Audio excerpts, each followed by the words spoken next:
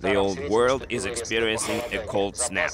Their gas supplies are not sufficient to get through the winter. Lena Batanina is a Russian citizen living with her Austrian husband Dietrich John in Brussels. She is showing him video clips from Russian state TV. You want to laugh about it, but then again, it's a little bit sad because, people are actively misled. When it became clear that the war in Ukraine would continue into last winter, many were concerned about how residents of Western Europe would stay warm because of the region's past reliance on Russian natural gas exports. But according to the EU, they did in part by slashing their gas use by nearly 20% last winter. Nature also helped. Really, it was a really warm, normal, mild winter. And I wouldn't say that we were wearing scarves or hats or we used an extra blanket. Electricity was more expensive throughout the EU, but many who couldn't afford to pay their electricity bills got subsidies from the authorities.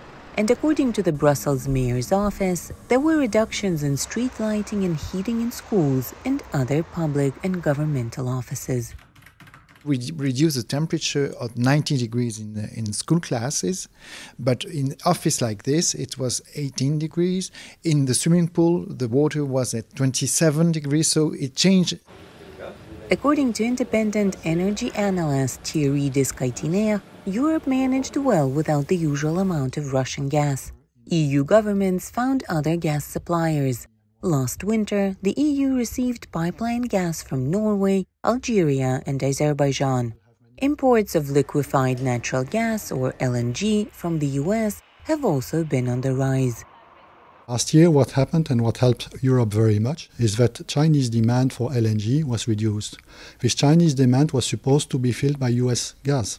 This US gas was then possibly sent to Europe. So this is something that, in a way, China helped Europe.